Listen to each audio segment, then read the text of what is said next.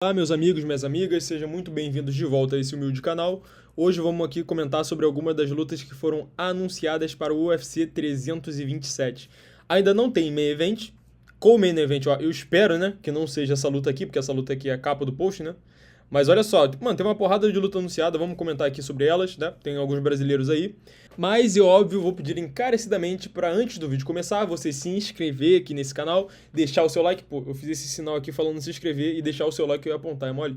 Então, ó, deixa o seu like, se inscreve aqui nesse canal, já deixa seu comentário aqui, ó, escreve qualquer coisa aqui embaixo, só pro YouTube entender, ter engajamento e o meu canal subir, tá? Porque, ó, esse canal aqui é minúsculo, rapaziada, 1.300 inscritos apenas, então, por favor, faz a sua parte aí, se inscreve, deixa o like, comenta qualquer merda aí e vambora pro vídeo. Rapaziada, primeira luta aqui, competição de queixo de vidro, né?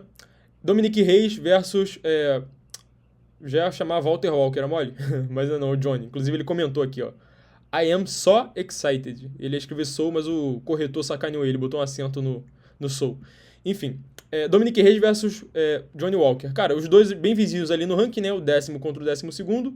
Cara, competição de queixo de vidro. Essa luta aqui você pode apostar tranquilamente que não vai pra decisão. Assim, tomara que não, né? Porque se for pra decisão, provavelmente vai ser uma luta chata. Porque se os dois saírem pra ir na mão mesmo, de verdade, cara, um dos dois vai cair. Porque são dois caras que têm poder de nocaute, que têm muito poder na mão, e os dois têm um queixo já combalido. O Dominic Reyes, cara, teve um ressurgimento, assim, das cinzas. O cara tinha passado pelo Vale da Sombra da Morte, o cara tava sendo nocauteado de jab, feião mesmo, pô, horrível, ficou mais calvo ainda. O cara já é calvo, ficou mais calvo nesse meio tempo. Mas aí o cara embalou, cara, umas 3 vitórias consecutivas, nocaute bom. E mesma coisa o Johnny Walker. O Johnny Walker tava vindo também em fase ruim. Teve a última luta dele agora com o chinês, que ele conseguiu nocautear o chinês, mesmo fazendo merda na luta. Você lembra aquela luta? O cara começou dando queda, aí caiu por baixo, conseguiu levantar, mas conseguiu nocautear o chinês com um chute na perna. E agora tá aí, mano, uma luta de recuperação assim pros dois, né? Os dois estão vindo naquela fase de recuperação, estão vindo bem. E vamos ver, cara, um dos dois aqui vai cair babando, com certeza. Pode apostar que essa luta aqui, cara, primeiro round ainda bem capaz, mas decisão, cara, duvido que vai pra decisão. E em questão de habilidade, os dois meio que se equivalem. O Dominic Reyes chegou aí mais alto nessa categoria aqui, inclusive chegou a disputar cinturão com o John Jones. Lutou bem com o John Jones, teve gente marcando a luta pra ele, olha isso, né, cara? Pô, nem parece que é o mesmo lutador, cara, impressionante, nem parece que a gente tá falando do mesmo cara. Agora ele vai lutar com o Johnny Walker. Johnny Walker foi cotado a disputar cinturão com o John Jones, inclusive teve uma época aí que o UFC tava negociando com ele, isso tudo é história de podcast, tá? Falando que se ele vencesse tal luta, ele já ia lutar com o John Jones, acabou que ele perdeu, enfim, nunca chegou a disputar cinturão. Mas hoje em dia, cara, eles estão praticamente na mesma fase da carreira. E essa luta aqui, sinceramente, 50-50, tá? Pode jogar uma moedinha pra cima, cara coroa, que não vejo um grande favoritismo pra nenhum dos dois. Talvez o Dominic Reyes esteja vindo numa melhor fase, mas assim, nessa luta aqui acho que não significa nada, é realmente um 50-50. Próxima luta, Paulo Borrachinha contra Movsar Evgenov, pô, na categoria meio pesado, rapaziada, é impressionante. Se tem um cara que consegue surpreender a gente, é o Paulo Borrachinha. Porque o papo que foi dado foi que o UFC, aparentemente, né, o UFC falou com ele, né, estimulou ele a subir, falou, cara, disputa lá disputar o cinturão, amor, faz uma luta na categoria de cima, que se você mandar bem contra o sexto do ranking, que é o Movsar Evgenov, cara, tu já fica ali na boca em duas categorias, se bem que o cara tá lá embaixo na categoria até 84 quilos, né, não sei que disputa é essa de cinturão que ele vai arranjar agora. Mas não, que se tu mandar bem, tu fica muito bem nas duas categorias, pode disputar cinturão nas duas. Rapaziada, alguém aí acredita em Paulo Borrachinha, duplo campeão do UFC? Disputando cinturão em duas categorias no UFC? Eu não sei se acredito nisso, tá? Mas é aquela, cara. O Paulo Borrachinha é uma caixinha de surpresa, a gente nunca sabe o próximo movimento do cara. Mas assim, vou falar, nessa luta aqui, se for o mesmo Paulo Borrachinha que performou contra o Kopylov, tá? Uma luta que ele mandou muito bem, contra um adversário decente, que é o Kopylov, cara, pode ser que tenha uma surpresa nessa luta aí. Como eu falei, né? O Paulo Borrachinha é uma caixinha de surpresa, pode acontecer de tudo. Ele pode performar mal pra caramba, como ele pode performar bem. Na última luta que o Borrachinha lutou nessa categoria aí, que foi contra o Marvin Vettori, que foi uma luta improvisada, né? Ele ia bater o peso, depois descobriu que não ia conseguir bater o peso, aí ao invés de fazer uma luta casada, eles subiram de categoria, lutaram até 93 quilos contra o Marvin Vettori, que é um cara também do peso médio. Agora ele vai estar se preparando para 93 quilos e lutando contra um cara dos 93 quilos, né? É uma situação diferente. Mas, cara, ele tendo que cortar menos peso a essa altura do campeonato, por isso que eu acredito que ele não vai voltar, tá? Porque, pô, agora ele tá mais velho, agora ele vai poder bater o peso tranquilo, 93 quilos. Será que ele vai querer voltar para os 84? Sendo que é uma diferença considerável? Cara, eu não sei. Mas enfim, acho que o lance do corte de peso pode ser sim uma boa pra ele, pode ser até que aumente o punch dele. Agora tem que lembrar que o punch da rapaziada dos 93 quilos também é maior, né? E assim, o histórico da galera subindo de 84 pra 93 quilos não é muito bom. Tudo bem que tem um Poatan aí, a galera lembra do Poatan, mas pô, vocês se lembram também do Luke Rockhold? Vocês se lembram também do Ronaldo Jacaré? Então, Mas vou cravar aqui, nessa luta aí é 50-50 também. Ah, mas o Muzarkanov, que não sei o que. Meu irmão, quem é o Muzarkanov também, tá? Não é o lutador mais genial de todos. Se for o Paulo Borrachinha do Velho Testamento, ele vence. Próxima luta, Blades versus Rockit. Meu irmão, estão acelerando muito esse cara aqui, hein? Ó, você pode reparar, o cara não é nem ranqueado. Ele tem 2 lutas no UFC, ele tem uma luta no Contender, 2 lutas no UFC. E já vai lutar com o 4º do ranking. Pô, tudo bem que peso pesado é, né, terra sem ninguém, terra sem lei. Tem o quê? Uns 30 lutadores contratados nessa categoria toda. Metade da categoria já é ranqueado. Mas assim, 2 vitórias já é o 4º do ranking, que é o Curtis Blades. Não sei, de repente é um passo maior do que a perna pra esse cara aí. E o Curtis Blades, coitado, o maior porteiro também, né? O cara só pega pedreira, mano. Impressionante. Assim, em luta que era pro cara vencer, ele perde, né? Aí só pra isso mesmo, ficar pegando bucha lá de trás da categoria. Mas analisando essa luta aqui, a característica principal do Rockit é o pace dele, né? O cara tem um ritmo insano, principalmente se você levar em consideração a categoria peso pesado. O cara parece que tem um gás diferenciado. E o carro-chefe dele é o wrestling, né? Só que o wrestling também é o carro-chefe do Curtis Blades. Agora, vou ser bem sincero pra vocês, essa luta aqui tá a cara da resenha. Do mesmo jeito que o Curtis Blades resenhou o Malhadinho, né? Da última vez que era um cara, pô, vindo, vencendo geral, cheio de hype, deu um passo maior do que a perna, ele resenhou o Malhadinho, nocauteou no 2º round. Tô achando que vai dar merda pra esse americano aqui, tá? Ele é o Sean Strickland do peso pesado, rapaziada. O cara fala merda pra caramba, nem a farma hype, por isso que estão acelerando ele. Mas, sei lá, cara, eu acho que o passo é maior do que a perna. Não que ele seja ruim, tá? O cara parece ser bom, sim. Só que assim, os últimos adversários dele, cara, era um bagre, uma galera ruim. E o Curtis Blades não é ruim, muito pelo contrário, o cara é bom, tá? Inclusive já teve muito melhor cotado pra disputar cinturão, ser campeão. Acabou não acontecendo, né? Porque ele é meio pipoqueiro. Mas acho que ele não vai pipocar pra esse cara aqui não, rapaziada. Acho que ele deu um passo maior do que a perna. Não que eventualmente ele não possa chegar nesse nível, tá? Mas se eu fosse o UFC, eu trabalharia um pouquinho melhor esses casamentos aí. Pô, tinha uma galera mais ali meio de tabela pra casar ele, né? Pô, casaram ele com o 4º do mundo. Acho que foi o passo maior do que a perna, então vou de Curtis Blades nessa luta aqui. Próxima luta, Kevin Holland versus Randy Brown. Rapaziada, lutaça. É esse tipo aqui de luta que eu gosto. Sabe por quê? 2 caras divertidos, 2 caras que faz luta boa. Quem perder, quem ganhar aqui se dane, não vai mudar nada. Nenhum dos 2 vai disputar cinturão. Mas são 2 caras que são queridos do público, assim, especialmente o Kevin Holland, né? Mas o Randy Brown também só faz luta boa, já lutou com uma porrada de nego bom, já perdeu, já ganhou. Pô, Kevin Holland já perdeu, já ganhou. No melhor dia dele, é o que eu brinco, né? O Kevin Holland, ele é o Michael Johnson do peso meio médio. Porque no melhor dia dele, o cara, meu irmão, vence o campeão. No pior dia dele, ele perde pro cara mais bagre possível.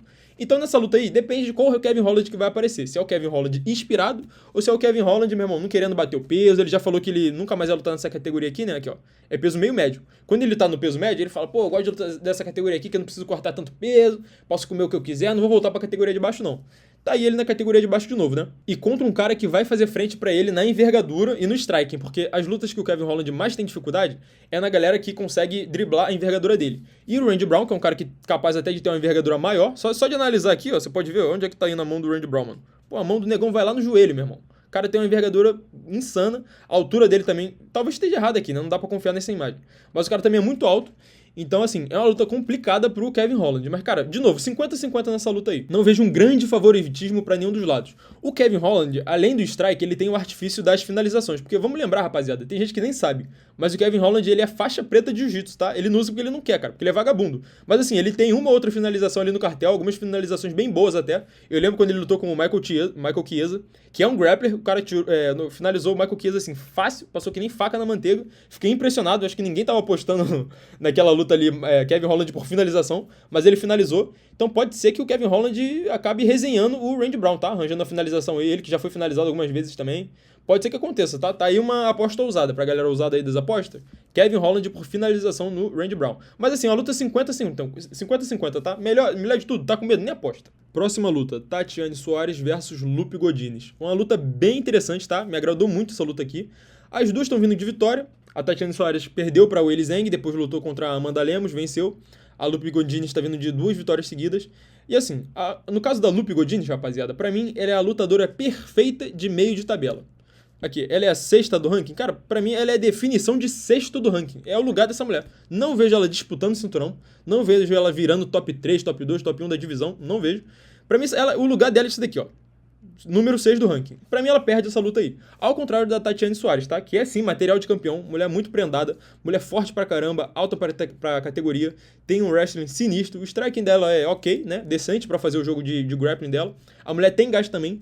Porém, a mulher, coitada, foi nerfada pela genética, porque o corpo dela, cara, a mulher tem um corpo de papel. Ela é a Chris Weidman de saia. Que se você não sabe, o Chris Weidman, que é o rei das lesões, meu irmão, deve ter mais cirurgia do que tem de idade. O cara já chegou no MMA lesionado, todo ferrado. E é o mesmo caso da Tatiana Suárez, a mulher wrestler, né? E ela tem lesão lá desde a carreira de wrestling dela. Então, cara, ela já fez cirurgia pra caramba, já ficou anos fora da luta, voltou, aí se lesionou no meio da luta. Na luta dela contra a Weili Zhang, que ela performou mal, a performance dela foi muito prejudicada por conta de um corte no joelho dela que abriu no meio da luta, que era de cirurgia.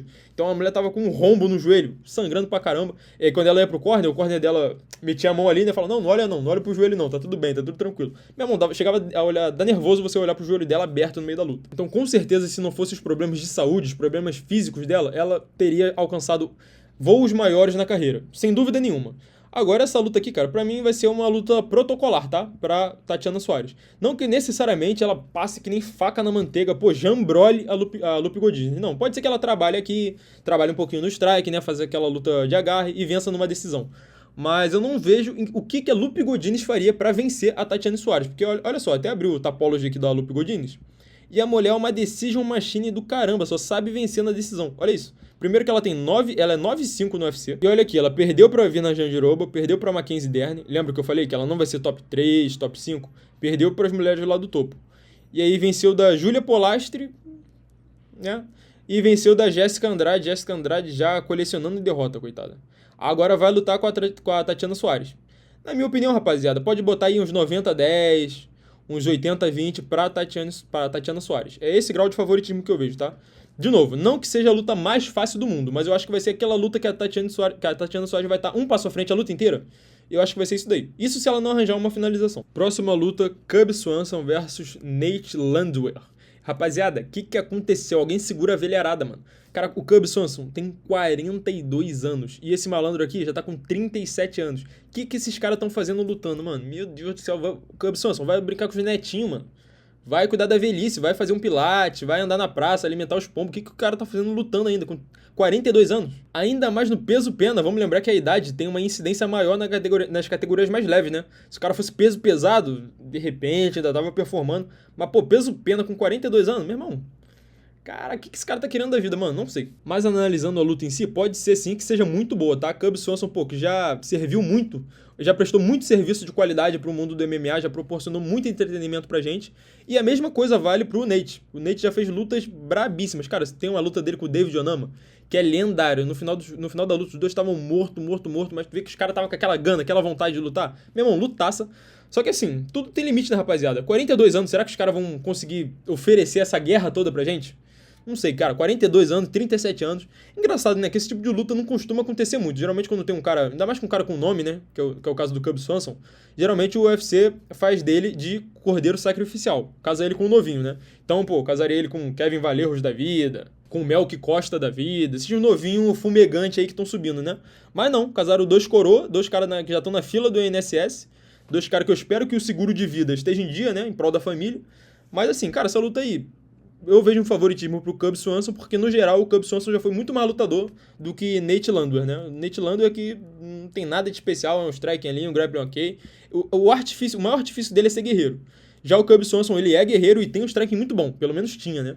Então eu vejo um favoritismo aí bem grande também pro Cub Swanson. Mas tomara que seja uma luta boa, mano. Tomara que os coroas ainda tenham gás, né? Ainda estejam no ritmo e que nenhum deles faleça no meio do octógono.